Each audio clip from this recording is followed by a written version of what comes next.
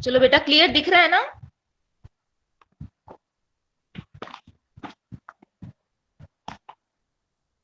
चलो स्टार्ट करते हैं बेटा।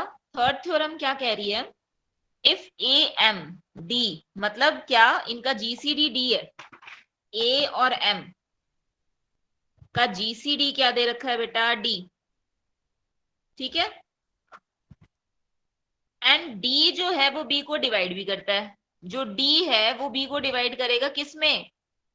कॉन्ग्रुएंस है बेटा, ये linear congruence. A X is congruent to B mod M में क्या दे रखा है? ए और एम का जीसीडी अगर डी दे रखा है।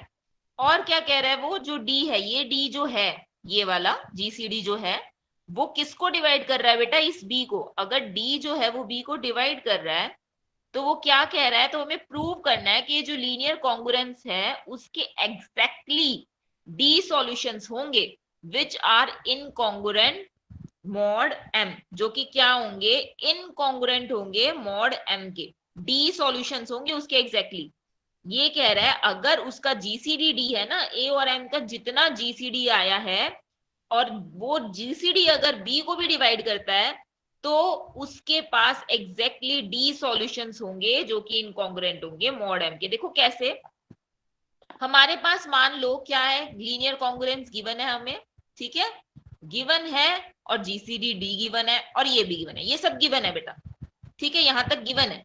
उसके बाद हमने क्या मान लिया? कोई सॉल्यूशन। अब देखो, ये एक इक्वेशन थी ना, लीनियर कॉन्ग्रुएंस है, a x congruent to B mod M.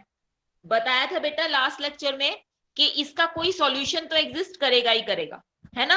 तो करे कब करेगा? जब वो उसे डिवाइड करेगा। डिवाइड वाली कंडीशन भी होगी सेटिस्फाई। तो वो क्या कह रहा है बेटा? कि मैंने मान लिया कि एक्स नॉट इसका सॉल्यूशन है, और अगर सॉल्यूशन है तो इसे सेटिस्फाई कराएगा। यानी क्या हो गया यहाँ पे?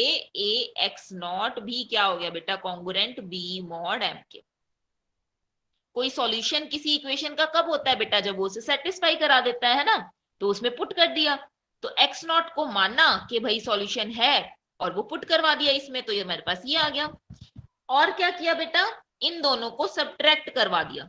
जब ये दोनों आपस में सब्ट्रैक्ट होंगे तो क्या आएगा बेटा? यहां से ए कॉमन, एक्स माइनस में एक्स नॉट, और यहां से बी तो जीरो हो ही जाएगा, congruent to zero mod M, तो मॉड एम ही रहेगा ये बेटा। ठीक है, यहां से ये आ गया। अब इसका क्या मतलब हुआ? कि ये जो m है, कॉन्ग्रुएंसी लगा दी डेफिनेशन। क्या बेटा? m डिवाइड करेगा किसे? ए एक्स माइनस एक्स नॉट को, क्योंकि ये तो माइनस में जीरो है। दिस माइनस दिस करता है ना, तो माइनस में जीरो तो वही हो गया। ठीक है, यहां से हमारा क्या निकल कर आया बेटा? कि ये जो d है, और उसके बाद देखो, सिंस ए एम जो है वो d है, ये हमें गिवन है। ये देखो ऊपर ऊपर गिवन था यहाँ पे, ये तो गिवन है हमें कि क्या है बेटा? डी है। तो डी जो है इसका मतलब क्या? Common divisor, greatest common divisor. Divide तो करेगा ही, डी ए को भी डिवाइड करेगा, और डी जो है वो एम को भी डिवाइड करेगा, है ना? यहां से ये चीज भी आ गई। फिर उसके बाद अगर ये इसे डिवाइड कर रहा है, इसे भी डिवाइड कर रहा है, तो कोई इंटीजर्स मान लिए। इसके लिए a1 माना, इसके लिए m1 माना। डिविजिबिलिटी की थ्योरम बेटा, डिविजिबिलिटी की डेफिनेशन लगाइए। क्या? कि अगर ये इसे डिवाइड करता है तो कोई इंटीजर a1 एग्जिस्ट करेगा such that a is equal to a1d, है ना? और यहां पर m1 एग्जिस्ट करेगा such that m is equal to m1d। ये कोई इंटीजर है a1 और m1। ठीक है, फिर उसके बाद देखो, अब यहां से ये भी चीज आएगी बेटा कि ये जो a1 और m1 है ना, a1 और m1, इनका जीसीडी 1 होना चाहिए, क्योंकि अगर इसमें कुछ कॉमन आ गया तो इनका जीसीडी डी नहीं रहेगा। क्योंकि देखो बेटा, अगर इनमें भी कोई कॉमन आ गई, तब ग्रेटेस्ट कॉमन डिवाइजर मतलब कॉमन, कुछ कॉमन है, अगर इनमें कुछ कॉमन आ गया तो आप खुद सोचो, ये डी ना रह के कुछ और हो जाएगा, कुछ और टर्म आ जाएगी। ठीक है, तो इसलिए बेटा इनका जीसीडी 1 होना जरूरी है। ये थ्योरम पहले फर्स्ट चैप्टर में हम कर चुके हैं बेटा। ठीक है, तो यहां से देखो क्या आया हमारे पास, इनकी वैल्यू सब्स्टिट्यूट कर दी इसमें। m की क्या वैल्यू है? m1d1, पुट कर दी, m1d सॉरी m1d, और a की क्या वैल्यू है बेटा a1d, बचा क्या है x माइनस एक्स नॉट। तो यहां से क्या आ गया बेटा, अब d से तो d, ये तो हम कैंसिल कर सकते हैं, तो यहां से क्या आ गया m1 जो है वो a1 x माइनस में x नॉट है। लेकिन हमें पता है कि इनका जीसीडी 1 है, जीसीडी 1 होने का मतलब ये इसे डिवाइड करेगा नहीं, कुछ कॉमन ही नहीं है तो डिवाइड कहां से करेगा, तो ये इसे डिवाइड नहीं करेगा, तो इसका मतलब क्या बेटा m1 जो है वो इसको डिवाइड करेगा x माइनस एक्स नॉट को। इसका मतलब क्या आया बेटा, m1 जो है वो x माइनस में x नॉट को डिवाइड करेगा। ए के साथ तो जीसीडी 1 हो गया ना, कुछ कॉमन है ही नहीं तो डिवाइड कहां से कर देगा, कुछ कॉमन होता है तभी तो हम डिवाइड कर पाते हैं, इसलिए। ठीक है, ये इसे डिवाइड नहीं कर सकता तो इसे तो करेगा ही। अब उसके बाद बेटा देखो यहां से हमारे पास क्या आया, यहां से फिर से वही डिविजिबिलिटी की थ्योरम लगाई, वो सॉरी डेफिनेशन लगाई बेटा, क्या आया हमारे पास m1 क्योंकि डिवाइड करे किसे x माइनस एक्स नॉट को, तो यहां पर क्या आया बेटा हमारे पास कोई इंटीजर k एग्जिस्ट कर गया सच दैट कि x माइनस में एक्स नॉट किसके बराबर हो गया बेटा m1 इंटू के। ठीक है, यहां से एक्स नॉट को उधर ले गए तो क्या बन गया x is equal to X not plus में m1 के। यहां से बेटा जैसे जैसे हम k की वैल्यूज पुट करते जाएंगे, क्योंकि k तो कोई भी इंटीजर है, तो कर दो values put 0 1 2 up to d minus में 1 तक की उसमें, तो हमारे पास उसके d सॉल्यूशंस हो जाएंगे। हमें यही दिखाना है ना कि जितना जीसीडी था उतने ही क्या उसके सॉल्यूशंस होंगे। तो 0 से अगर स्टार्ट कर रही हूं तो d माइनस 1 तक अगर मैं पुट करा रही हूं, इट मीन्स क्या हो गया बेटा, वो उतने ही उसके डी सॉल्यूशंस हो गए, जो कि क्या है हमारे पास क्या बन के आए देखो, x की वैल्यू जब यहाँ पे 0 पुट कराया k को तो x नॉट बना, 1 पुट कराया तो x नॉट m1, 2 पुट कराया तो x नॉट 2m1, इस तरह से बेटा d माइनस 1 तक।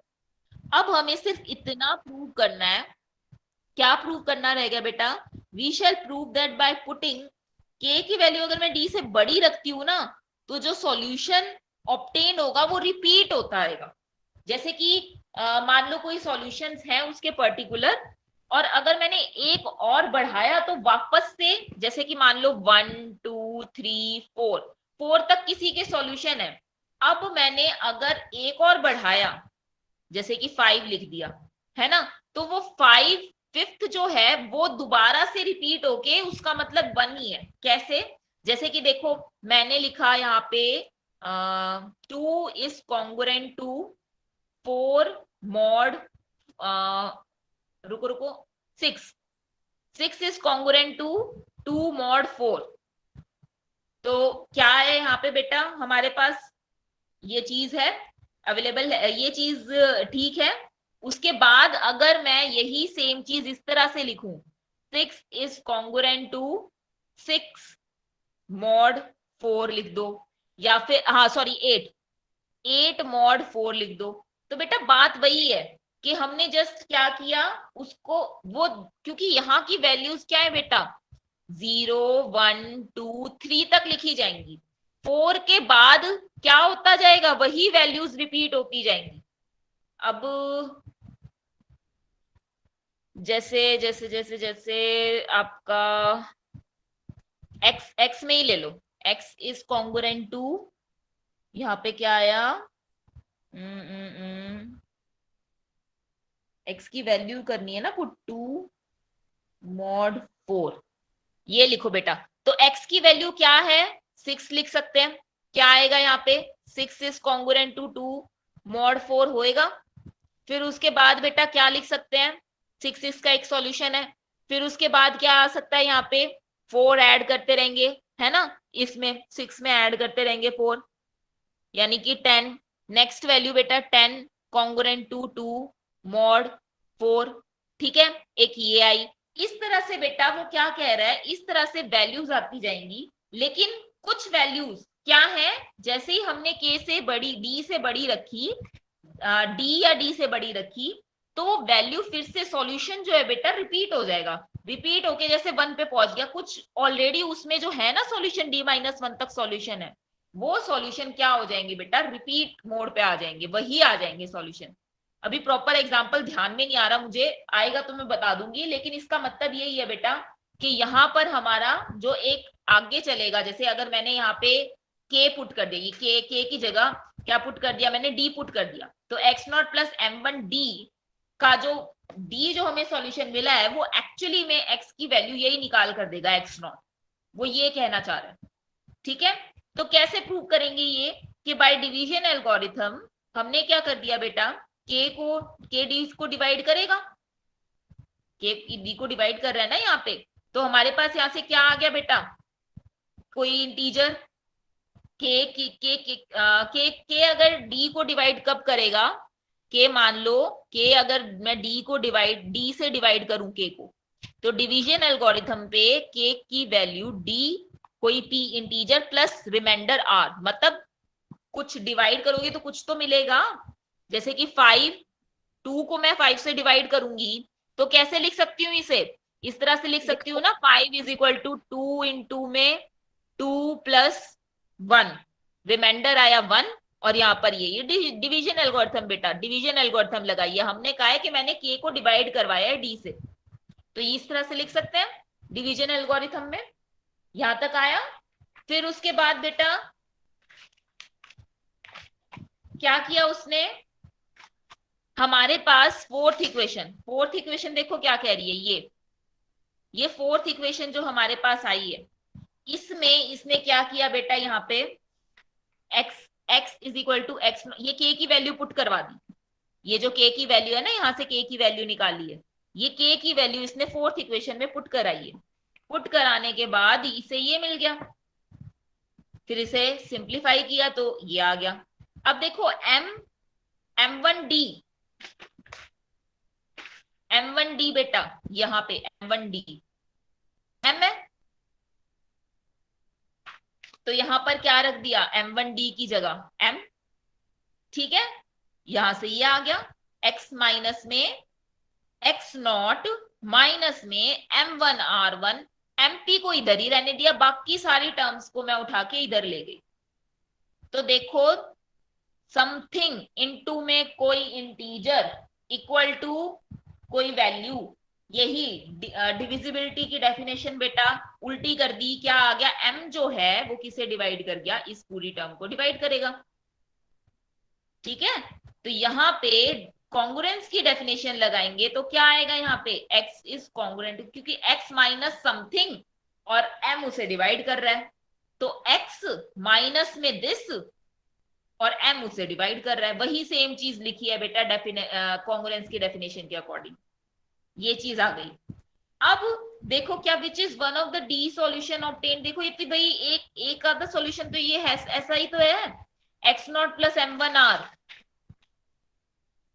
देखो x not plus M one into में आर, इसी तरह का ही तो सॉल्यूशन आएगा हमारे पास इसमें, और आर क्या है बेटा, आर तो 0 और डी माइनस 1 के बीच में है, रिमाइंडर तो छोटा ही रहेगा ना उससे, ये जो आर है ये इस d माइनस 1 और 0 के बीच में है, d थोड़ी है ये, d से तो छोटा ही रहता है, जो रिमाइंडर होता है वो तो हमेशा जो डिविडेंड होता है उससे तो छोटा ही रहेगा ना हमारा, तो यहाँ पे हमारा क्या हो गया बेटा, ये जो चीज है ये 0 और d माइनस 1 के बीच रहेगी, इसके बीच रहेगी, तो इसका मतलब अगर मैंने तो इससे एक एक्स्ट्रा माना था, मैंने तो k का लेकर चला था, मैंने तो ये तब किया था ना जब k की वैल्यू d थी, मैंने d माइनस में 1 तक तो दिखा दिए थे, यहां तक मुझे बस ये शो करना था कि इससे आगे अगर मैं कोई वैल्यू लेती हूँ तो वो रिपीट होगी, देखो रिपीट होगी, मैंने जैसे ही यहाँ पर k की जगह d रखा तो मेरा फिर से d और 0 से d माइनस में 1 के बीच में ही आ गया, वही सॉल्यूशन, सेम सॉल्यूशन, तो यहां से हमारा क्या शो हो गया बेटा कि जो ये d सॉल्यूशन है वो क्या है, इनकॉन्ग्रुएंट है मॉड m के, ठीक है, सारे के सारे d सॉल्यूशन। अब सॉरी ये हमने ये प्रूव कर दिया कि कितने सॉल्यूशन है, d सॉल्यूशन है, एग्जैक्टली d सॉल्यूशन है, हमें सिर्फ प्रूव ये करना रह गया कि वो इनकॉन्ग्रुएंट है, ये भी शो करना था हमने, ऐसा है वो इनकॉन्ग्रुएंट मॉड m,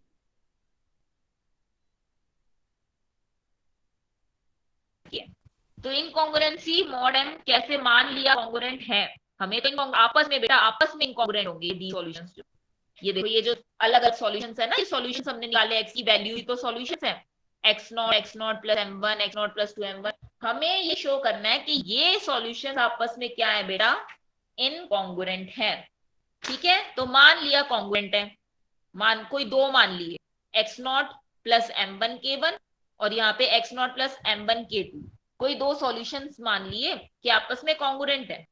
कॉन्ग्रुएंट है मॉड m के, यहाँ पे k1 ये और k2 इनके बीच में ही है, 0 से d माइनस में 1 के बीच में ही है। अब इसका मतलब क्या हुआ बेटा कि ये इसे डिवाइड, इनके m जो है इनके सब्ट्रैक्शन को डिवाइड करेगा, कॉन्ग्रुएंसी की डेफिनेशन वो लगा दी, वो लगाई, यहां से x नॉट कैंसिल हुआ, m1 कॉमन आया, क्या आया बेटा k1 माइनस k2।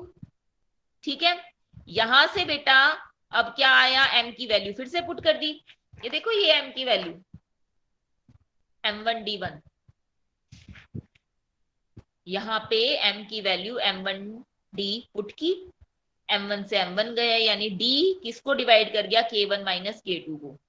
लेकिन बेटा d तो छोटा है, d उसे डिवाइड कैसे कर सकता है k1 माइनस k2 को, वो तो उससे छोटा है।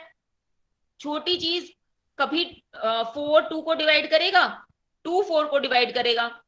अगर ये छोटा है तो ये इसे डिवाइड कैसे कर, 4 इसे डिवाइड कैसे कर सकता है, ये d इसे डिवाइड कर ही नहीं सकता।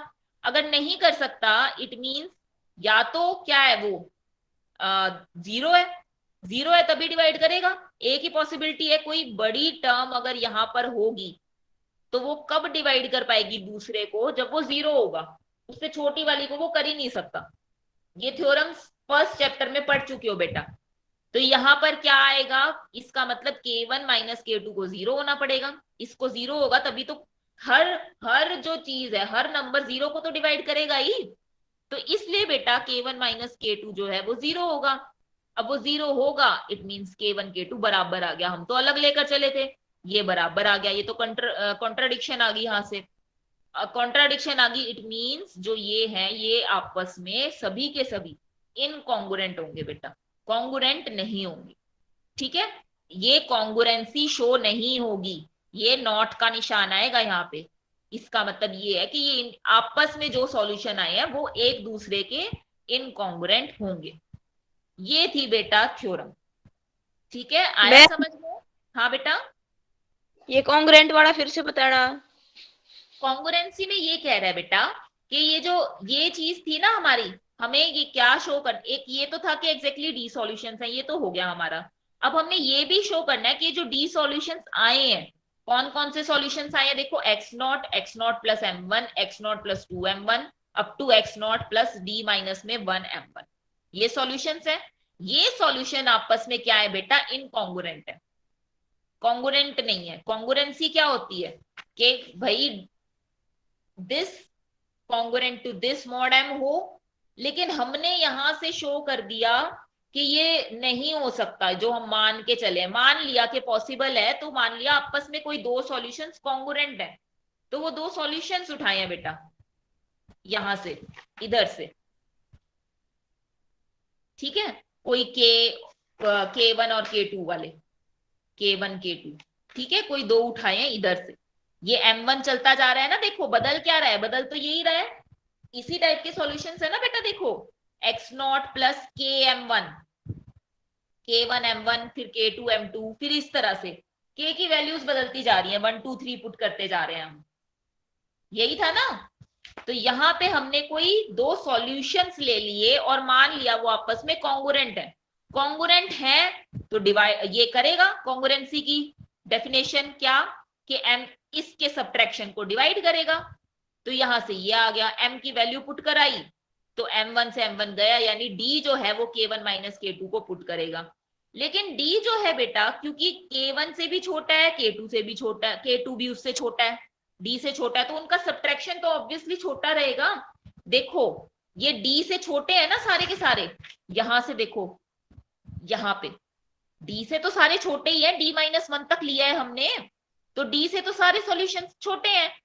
तो अगर k1, ये देखो k1 क्या है बेटा, k1 k2, K1 K2 तो यही है 1 2 3 4 अप टू D-1 तक। ये तो D-1 तक है, यानी D से तो छोटे ही है सारे के सारे। समझ आया? तो यहां पर बेटा क्योंकि ये K1 से भी छोटा है, K2 से भी छोटा है, D, K1 जो है वो D से छोटा है और K2 भी D से छोटा है। 1 2 3 ये D से छोटे ही है, D-1 भी D से छोटा है, तो यहां पर इनका सब्ट्रैक्शन भी D से छोटा होगा। अब सब्ट्रैक्शन D से छोटा है, कोई बड़ी चीज छोटी चीज को डिवाइड कर सकती है? 4 2 को डिवाइड कर सकता है? नहीं ना। 4 3 को डिवाइड कर सकता है? नहीं ना। क्यों? क्योंकि वो उससे बड़ा है। अब अगर D बड़ा है और यहाँ पे छोटी टर्म है, तो वो उसे डिवाइड कब करेगा? वो सिर्फ तभी करेगा जब यहाँ 0। कोई बड़ी टर्म छोटी टर्म को सिर्फ तभी डिवाइड कर सकते हैं जब वो छोटी टर्म 0 होगी। ये फर्स्ट चैप्टर में भी पढ़ा था बेटा, हमने पढ़ा था ना ये। तो यहां से हमारे पास इसको 0 होना पड़ेगा, तभी ये पॉसिबल है। तो जब ये 0 हो जाएगा, इसका K1 K2 बराबर आ जाएगा। K1 K2 बराबर आने का मतलब क्या बेटा? वो दोनों क्या है, आपस में बराबर ही हो जाएंगे। वो तो फिर सेम, हम तो अलग अलग मान के चले थे, यहाँ तो इसने कह दिया कि ये तो सेम है। सेम कैसे हो सकते हैं? इसका मतलब वो आपस में क्या है बेटा? इनकॉन्ग्रुएंट है। जो हमने माना ना कि ये कॉन्ग्रुएंट है, वो गलत है। वो कॉन्ग्रुएंट नहीं है, वो इनकॉन्ग्रुएंट है। ठीक है? तो यानी कि सारे सॉल्यूशंस क्या है बेटा? आपस में इनकॉन्ग्रुएंट है, जितने भी ये डी सॉल्यूशंस आए। अब आया बेटा समझ? Yes ma'am. हाँ बेटा, चलो नेक्स्ट थ्योरम करते हैं। क्या है बेटा नेक्स्ट थ्योरम? अगर ए एम 1 के बराबर है इनका जीसीडी, और ए और एम यानी ए और एम आपस में को प्राइम है, हमें प्रूव करना है कि जो लीनियर कॉन्ग्रुएंस है ना, उसका एक यूनिक सॉल्यूशन होगा। देखो पिछली क्लास में भी पूछा था कि एक सॉल्यूशन होगा या एक से ज्यादा सॉल्यूशन होगा। एक से ज्यादा सॉल्यूशन थे ना, लेकिन वो कह रहा है यूनिक सॉल्यूशन कब होगा? यूनिक सॉल्यूशन बेटा तब होगा जब ये ए और एम, इन दोनों का, ये यहाँ पे इसका कोफिशिएंट और ये एम, अगर इन दोनों का जीसीडी बेटा 1 आ गया, तो यहां से हम क्या कह देंगे कि उसका एक यूनिक सॉल्यूशन होगा। कैसे? देखो बेटा, थ्योरम्स के रिजल्ट जरूर याद रखने हैं। एक ये थ्योरम का रिजल्ट इंपॉर्टेंट है बेटा, एक ये थ्योरम्स तो वैसे सारी इंपॉर्टेंट है, ये भी इंपॉर्टेंट है बेटा, ठीक है, ये भी इंपॉर्टेंट है। 4 ही थ्योरम्स हैं, उनके स्टेटमेंट जरूर याद होने चाहिए बेटा। रिजल्ट जो है वो याद जरूर होने चाहिए, क्योंकि क्वेश्चंस में वही अप्लाई होते हैं बेटा। ठीक है? तो उसका यूनिक सॉल्यूशन होगा और ये हमें प्रूव करना है। तो चलो प्रूव करते हैं। क्या बोल रहा है बेटा वो? सिंस जीसीडी ए एम का 1 है, और ऑब्वियस सी बात है 1 तो बी को डिवाइड करेगा ही, ठीक है? तो 1 बी को डिवाइड करेगा, तो there exist integers P and Q such that, यहां से क्या आ गया हमारे पास? ये इसे डिवाइड करना चाहिए ना। देखो कंडीशन थी, ए कहां गई? It divides B. इसका जीसीडी, ए और एम का जीसीडी बी को डिवाइड करेगा, तभी उसके पास सॉल्यूशन होगा। सेकंड थ्योरम का रिजल्ट बेटा। इसलिए जो 1 है वो बी को डिवाइड करेगा, क्योंकि 1 है ना इनका जीसीडी, तो 1 जो है वो बी को डिवाइड करेगा, इसलिए किया बेटा ये। अब इनका जीसीडी 1 है, तो फर्स्ट चैप्टर में पढ़ी थी बेटा ये थ्योरम। कोई इंटीजर्स पी क्यू एग्जिस्ट करेंगे such that AP plus M Q equal to 1। दोनों साइड बी से मल्टीप्लाई करवाया, इसको बी को इधर ले गए और इसको इधर ले आए। एम बी क्यू को इधर ले आए, माइनस में बना, और माइनस में बी उधर आता। यहां से क्या शो हो गया बेटा कि m इंटू में some integer equal to something. It means m इसे डिवाइड करेगा डिविजिबिलिटी की डेफिनेशन से, तो m इसे डिवाइड करवा गया। जब डिवाइड कर गया तो इट मींस बेटा कॉन्ग्रुएंसी में लिख सकती हूँ इसे, दिस माइनस दिस है, तो A B P is congruent to B mod m, कि m जो है वो इनके सब्ट्रैक्शन को डिवाइड करा गया। इसका मतलब क्या हुआ बेटा? देखो a इंटू में x congruent to b mod m। यहां से देखो x की वैल्यू निकल आई है, सॉल्यूशन विच इज bp। तो यानी कि bp जो है ये सॉल्यूशन है किसका बेटा? ax is congruent to b mod m का। तो यहां से ये क्या आ गया? ax is congruent to b mod m has a solution, और वो ही उसका क्या है बेटा? Unique solution. ठीक है, तो यहां से ये प्रूव हो गया कि इसका क्या है बेटा, सॉरी यूनिक नहीं, उसके पास एक सॉल्यूशन है और वो सॉल्यूशन क्या है बेटा, एक्स की वैल्यू जब बीपी पुट की। ठीक है बेटा, अटेंडेंस अभी क्यों लगा रहे हो, क्लास के एंड में लगाना अटेंडेंस। यूनिकनेस, देखो यूनिकनेस मतलब कि ये जो सॉल्यूशन निकला है वो यूनिक है, हमें ये भी प्रूव करना है। तो मान लिया यूनिक, वही कि मान लेते हैं कि यूनिक नहीं है भाई, एक्स्ट्रा एक और है, तो मान लिया x1 x2 उसके दो सॉल्यूशन है, तो सेटिस्फाई कराएंगे। x1 पुट कर दिया, x2 पुट कर दिया, दोनों को सब्ट्रैक्ट कर दिया, सब्ट्रैक्ट कर दिया तो ये आ गया, ये आ गया। लेकिन a और m का जीसीडी तो क्या था बेटा, 1। देखो दे रखा है am का जीसीडी 1, तो इनका जीसीडी 1 है, तो ये m a को तो डिवाइड करेगा नहीं, m किसको डिवाइड करेगा, x माइनस x2 को, इसको डिवाइड करेगा। और लेकिन x1 और x2, x1 माइनस x2 तो बेटा छोटे होंगे m से, वही सेम चीज जो पीछे समझाई बेटा, वही सेम चीज इसका रीजन है, m से तो छोटे होंगे ना ये, तो छोटे अगर हैं तो छोटी वही चीज हो सकती है जो जीरो होगी, वही जो पीछे थ्योरम की है बेटा उसी के जैसा है ये, तो जीरो होगी तो ये जीरो के बराबर, यानी x1 x2 बराबर आ गए, यानी कि हमेशा जो इसका सॉल्यूशन आएगा वो यूनिक होगा। और वो कब होगा, सिर्फ तभी होगा जब am जो है, a और m, इसका इसका कोफिशिएंट, x का कोफिशिएंट जो यहाँ पे लिखते हैं ये और m, इन दोनों का जीसीडी जब 1 होगा तब ये यूनिक सॉल्यूशन आएगा। देखो इसके क्वेश्चन सॉल्व करके देखते हैं, पता चलेगा तुम्हें।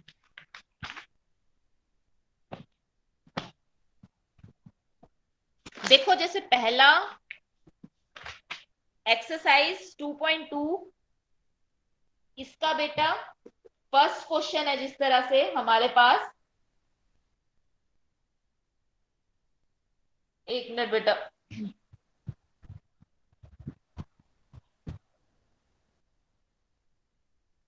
हाँ बेटा देखो फर्स्ट क्वेश्चन जिस तरह हमारे पास है, क्या कह रहा है फर्स्ट का, फर्स्ट कि हमें कॉन्ग्रुएंसेस बताना है कि क्या इसका इस सॉल्यूशन है, एग्जिस्ट करेगा कि नहीं करेगा, ठीक है, कि क्या है क्या नहीं है। देखो थ्योरम्स का यूज होगा बेटा इसमें, और पता चल जाएगा हमें कि इसका सॉल्यूशन एग्जिस्ट करता है या नहीं करता। देखो क्या है पहला, 66x कॉन्ग्रुएंट टू 8 मॉड 78। यहां पर a क्या है बेटा, इसको इससे कंपेयर करो, ax congruent to b mod m, और सारी टर्म्स लिख लो, a क्या है 66, b क्या है 8, और हमारा m क्या है 78। ठीक है बेटा, ये चीज है यहाँ पर a b और m। अब उसके बाद सबसे पहली बात, सॉल्यूशन कब एग्जिस्ट करवाना था, सॉल्यूशन कब एग्जिस्ट करता है बेटा, जब आपका a और m, ए एम का जीसीडी जो आएगा, जो डी, वो डी जो है बेटा किसको डिवाइड करे, इस एम को, सॉरी ये इसको बी को डिवाइड करेगा, तब जाके हम कहेंगे कि क्या है, ये इसका सॉल्यूशन एग्जिस्ट करेगा, अदरवाइज नहीं करेगा। बेटा थ्योरम नंबर सेकंड, सेकंड थी ना हमारे पास कि linear congruence A is congruent, उसके पास सॉल्यूशन कब होगा, if and only A M, यानी इस ए और एम का जीसीडी बी को डिवाइड करना चाहिए, यानी इन दोनों का जीसीडी इसको डिवाइड करना चाहिए 8 को। तो 66 और 78, जल्दी से मुझे इसका जीसीडी बताओ बेटा कितना होगा, GCD means greatest common divisor, इन दोनों में कॉमन डिवाइजर क्या है बेटा, बताओ जल्दी से, जीसीडी क्या है इसका। बेटा फिर अटेंडेंस लिख रहे हो आप लोग, अभी क्लास खत्म होगी क्या जो अटेंडेंस दे रहे हो, कि लीव करना है आप लोगों ने।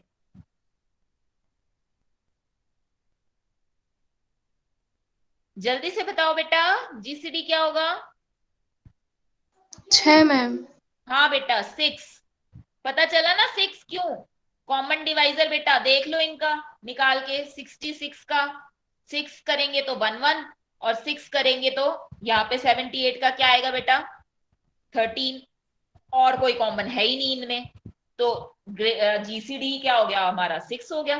तो यहाँ पे क्या आया बेटा 6 आया इसका जीसीडी, क्या 6 जो है बी क्या बेटा यहाँ पे 8, क्या 6 8 को डिवाइड करेगा, बताओ। No ma'am. नहीं करेगा, तो इसका सॉल्यूशन एग्जिस्ट नहीं करेगा। पहला क्वेश्चन ऐसे करना है बेटा, ठीक है, कि जिसमें पता लगाना हो कि सॉल्यूशन एग्जिस्ट करेगा या नहीं। हमें इस तरह से करने हैं बेटा क्वेश्चन। हो जाएगा। Yes, ma'am. उसके बाद बेटा एक क्वेश्चन और कराती हूं, उससे बेस्ड आपके जितने भी आपसे क्वेश्चंस हो वो सारे करके आने हैं, क्योंकि हमें सॉल्यूशन निकालना है। देखो सॉल्यूशन निकालना बताती हूँ, और सॉल्यूशन निकालना इतना भी मुश्किल नहीं है। प्रैक्टिस करोगे तो अपने आप आपको पता चल जाएगा कैसे करना है। देखो करना कैसे होता है कि जैसे ये है 13x, सेकेंड क्वेश्चन बेटा एक्सरसाइज का, एक्सरसाइज 2.2 का। 13x congruent to 11 mod 28। ठीक है, इसका बोल रहा है कि हमें सॉल्यूशन निकालना है। सॉल्यूशन का मतलब हमें x की वैल्यू फाइंड आउट करनी है। अगर x is congruent to something आ जाए तो मैं मॉड m, तो मैं कह सकती हूँ कि ये जो x जो कॉन्गुरेंसी में मैम आया ना। दिख रहा। हाँ बेटा, मैम ब्लर हो रहा है।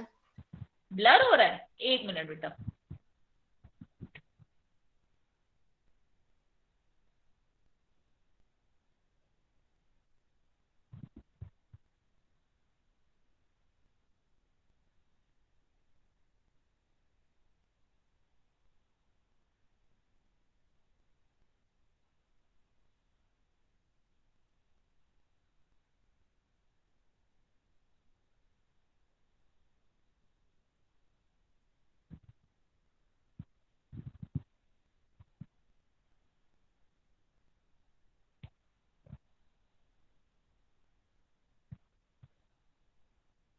अभी आया बेटा? No ma'am. No. एक मिनट बेटा।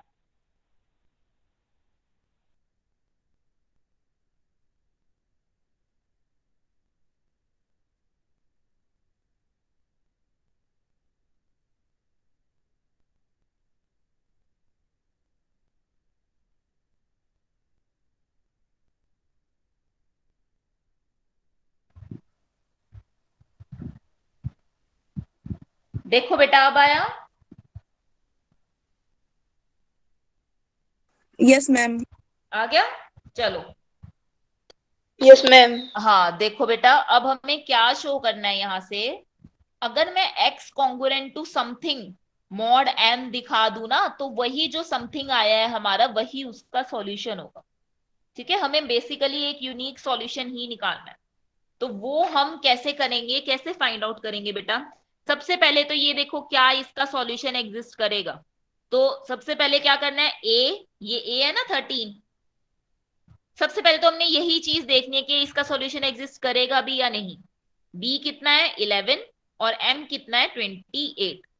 बेटा a और m का a 13 है और m कितना है 28। कितना है बेटा जीसीडी इसका कितना आएगा 1। कुछ कॉमन तो है ही नहीं, तो 1 आएगा। क्या 1 11 को डिवाइड करेगा? ऑब्वियसली करेगा, 1 तो हर एक को डिवाइड करता है ना। तो यानी कि इसका सॉल्यूशन एग्जिस्ट करेगा। ठीक है, तो उसके बाद बेटा हमने क्या करना है, हमने इसका सॉल्यूशन फाइंड आउट करना है। चलो फाइंड आउट करते हैं। ऐसे उनमें बेटा ये ना 13x कॉन्गुरेंट टू 11 मॉड 28। तो हमने बेटा बेसिकली क्या करना होता है, ये जो 28 है m, जो m की वैल्यू है, इनके मल्टीपल कर दो। 0 कॉन्गुरेंट टू समथिंग में, जैसे कि मान लो स्टार्ट करोगे 21 इंटू 1, फिर 21 उससे बात नहीं बनी तो 21 इंटू 2, फिर 28 सॉरी 28 इंटू 1, 28 इंटू 2, 28 इंटू 3। मतलब इस तरह से करते रहेंगे। 0 कॉन्गुरेंट टू सबसे पहले करेंगे 28 मॉड 28। ये तो होगा ना, ये चीज तो है, ट्रू है, क्योंकि 28 28 को तो डिवाइड करेगा ही, माइनस में 28 को तो, है ना। तो यहां से हमारे पास क्या आया बेटा, हमें इसे खत्म करना है बेसिकली। ये जो 13 है, 13 को हटाना है, रिमूव करना है कैसे भी करके। और वो हम किस तरह से करेंगे, इसका ये तरीका बेस्ट है बेटा। जीरो लिखो, कॉन्ग्रुएंसी लगाओ, इसके मल्टीपल लिखते जाओ और ऐड कर दो दोनों इक्वेशंस को या फिर सब्ट्रैक्ट कर दो और देखो क्या डिवाइड हो रहा है या नहीं हो रहा, क्या ये कॉमन आ रहा है कि नहीं आ रहा, क्या ये कैंसिल हो रहा है या नहीं हो रहा। कैसे, जैसे कि मैंने 28 था ना, 28 इंटू में 1 किया तो 0 कॉन्ग्रुएंट टू 28 मॉड 28 तो है ही, है कि नहीं। अगर मैं इन दोनों इक्वेशंस को आपस में ऐड कर दूं, इसे एज इट इज रहने देना है बेटा, इसीलिए मैंने 0 लिखा है। तो यहां पर क्या आया मेरे पास, क्या आ जाएगा, 13x कॉन्ग्रुएंट टू, यहां पे बेटा ऐड कर दिया, क्या आया, 8 + 1 9, 2 + 1 3, क्या बना 39 मॉड 28। अब देखो बेटा आ गया कि नहीं इसमें कॉमन, क्या कॉमन आया, 13, 13 कैंसिल आउट करना है हमने, जो चीज कैंसिल करनी है वही कॉमन आना चाहिए। बात सिर्फ इतनी है, हमें यहां से इस 13 को हटाना था, वो हमने हटा दिया। क्या करेंगे, डिवाइड करवा दो 13 से, क्या बन गया, x is congruent to 3 mod 28, बन गया कि नहीं। और ये 3 ही बेटा क्या है, x बताया था ना, x is congruent to something आए मॉड में, तो वही उसका क्या है, सॉल्यूशन है। तो 3 ही इसका क्या है बेटा, सॉल्यूशन, यही इसका सॉल्यूशन है ये पूरा, x कॉन्ग्रुएंट टू 3 मॉड 28। समझ आया बेटा।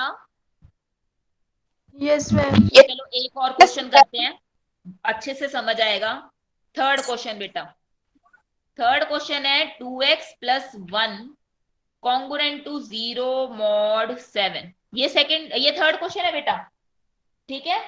तो थर्ड क्वेश्चन में देखो क्या करें हम, इसमें 2x इसे इधर ले जाते हैं, माइनस में 1 मॉड 7, हमें 2 को कैंसिल करना है बेटा। करो कैंसिल, कैसे करोगे, सबसे पहले तो बेटा ये देखना है कि क्या एग्जिस्ट कर रहा है या नहीं कर रहा, सॉल्यूशन एग्जिस्ट कर रहा है या नहीं कर रहा। उसके लिए क्या करेंगे बेटा, वही ए क्या है बेटा यहाँ पे 2, बी क्या है बेटा यहाँ पे माइनस में 1 और m क्या है बेटा 7, ठीक है। कंपेयर किया, हमारे पास ये आया, उसके बाद हमारे पास क्या बनेगा बेटा, यहां से 2 और 7, a और m का 2 क्या है बेटा 1 और 1 तो माइनस में 1 को डिवाइड करेगा ही, और इनका जीसीडी जब 1 हो जाता है बेटा तो क्या हो जाता था, यूनिक सॉल्यूशन आता था कि नहीं। ये रहा बेटा, जब इनका जीसीडी a और m का जीसीडी 1 हो जाता है तो उसका एक यूनिक सॉल्यूशन एग्जिस्ट करता है, और वही यूनिक सॉल्यूशन मैंने दिखाना है बेटा। तो 1 आया, जीसीडी 1 मतलब यूनिक सॉल्यूशन एग्जिस्ट करेगा, यूनिक सॉल्यूशन है वो सॉल्यूशन हम निकालना है, यहां से ये 2 को हटाना है। तो करो, 0 कॉन्ग्रुएंट टू 7 मॉड 7 होगा, दोनों को क्या करा दूं मैं, ऐड करा दूं, क्या आएगा बेटा, ऐड कराओगे तो 2x कॉन्ग्रुएंट टू 6 मॉड 7, यही आएगा हमारे पास। तो यहां से क्या आ गया बेटा, दोनों को ऐड कराया, इसको और इसको बेटा, फर्स्ट और 2 को ऐड करा दिया, तो देखो बिल्कुल सेम मैंने किया है, जैसे इसमें किया था वैसे इसमें किया है। तो आ गया x is congruent to 3 mod 7, यही क्या बन गया बेटा, फिर से इसका सॉल्यूशन बन गया, ठीक है। और यही यूनिक सॉल्यूशन, चाहे आप माइनस करवाते तो भी वही बनता, वैसे करोगे तो भी वही बनेगा, ठीक है। बात वही है बेटा, 7 से छोटे सॉल्यूशंस होंगे। अब आया समझ में, कुछ कुछ दिमाग में घुसा कैसे करने हैं ये। Yes ma'am. हाँ बेटा, तो बेटा ये एक्सरसाइज के जितने क्वेश्चंस हुए उतने करके देखने हैं, ठीक है। और नहीं आएगा वो कल बताऊंगी। यहाँ पे बेटा आपकी फर्स्ट यूनिट कंप्लीट होती है, 2.2 एक्सरसाइज तक आपकी फर्स्ट यूनिट बेटा कंप्लीट है। कल से बेटा हम स्टार्ट करेंगे यूनिट 3,